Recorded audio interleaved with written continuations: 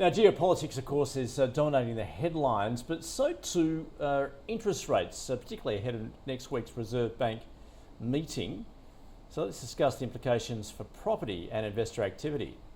Anthony Landahl joining us now from Equilibria Finance. Anthony, welcome back. Nice to be here. All right, and in fact, we've just had two of the big banks now calling that the RBA will have no alternative to hike rates next week. And in fact, I think NAB's saying, and again in May. So more economists are saying they're going to have to bite the bullet and do it. And subsequently, we've also heard that should they go that course, that you're going to knock a couple of percentage points off housing growth. Yeah, we had NAB and Westpac come out and say that they both think there'll be a rate increase next week and also in May. So they're both looking at the cash rate going up to 4.35% by May. We've still got ANZ and CBA thinking it will be in May, but that's fairly significant news, and that's very recent news, and it's essentially on the back of, I guess, the supply shock running through predominantly the petrol prices, up some 40% over the last week or so, obviously since the outbreak of what's happening in the Middle East. I think on the back of that, we've also had some commentary from Michele Bullock in the last week. She said every meeting's live, and she also said that she's not ruling in or out anything specific. But even stronger language came from the Deputy Governor, Andrew Hauser, who described inflation as toxic. So I get the sense that the RBA is not wanting to let it get away from them, which maybe that happened a couple of years ago, and maybe go a little bit more aggressively. Markets are pricing in rate rise. NAB and now Westpac as well are factoring in a rate increase next week, and I think it's probably now a very good chance we're going to get a rate increase next week's meeting as well as in May to try and knock this on the head. All right, so how is this translating to what you're seeing in the property market at the moment? Because, of course, that rate cutting cycle was very shallow, wasn't it? Did that actually boost the market? Is that still being felt? Because obviously there is a significant lag effect of rate movements. Yeah, what we're seeing in the market, the rate increases absolutely impact the market. They impact, for an investor, costs of funds, and for a home buyer, what they can actually afford. It also impacts market sentiment around what people are able to do. So I think talk of one or two rate rises, and I think everyone's accepting that will happen. I think that will have an impact on the market. However, the main issue we've got is underlying demand is incredibly strong. We've got strong population growth. We've got still a tight employment market. We've got home buyer schemes, and we've got very, very strong investor activity. Investor activity is currently 40% of credit is investor. First home buyers is about 20%, despite all of those guarantee schemes. So yes, we may have a slowing of the rate of growth, but the trend we're seeing is that behaviour is very much at the moment being driven by affordability. Regional markets are outgrowing capital cities. Regionals are close to 11% growth over the last 12 months. The majors, capitals are 8.5%.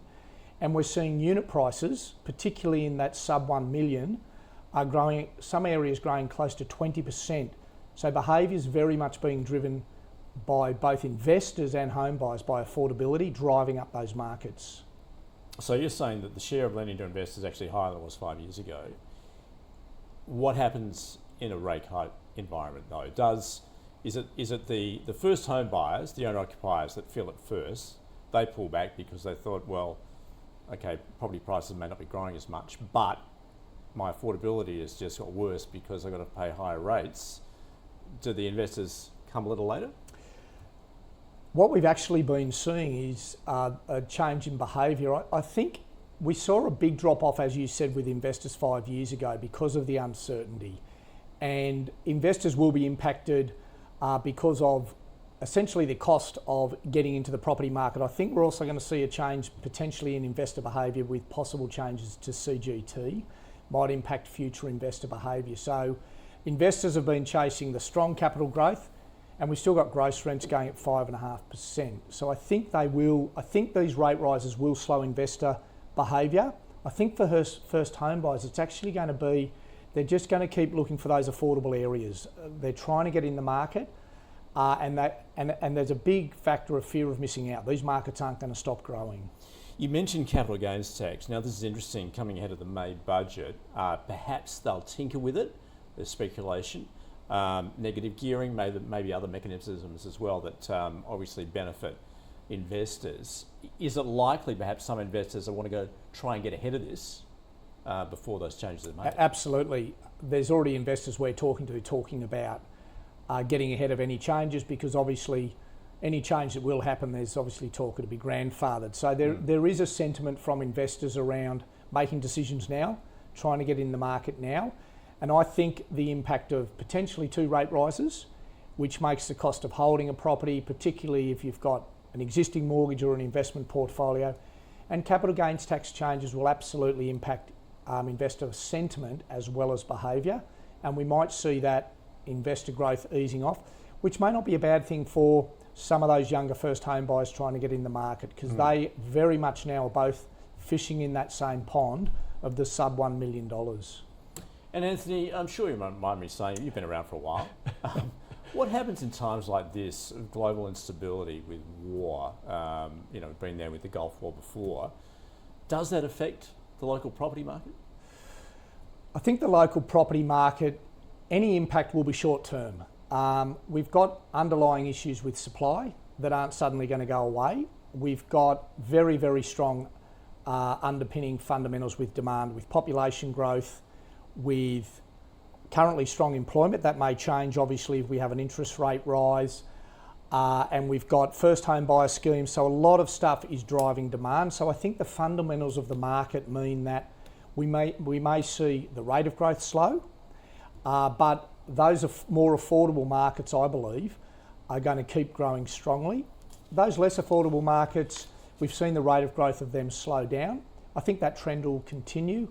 There might be a little bit of a short-term shock, interest rate rises, global uncertainty, potentially changes to CGT, but I think the fundamentals indicate that we're going to see we may see the rate of growth in the market slow, but the fundamentals of supply and demand indicate that we're going to see ongoing growth in the housing market.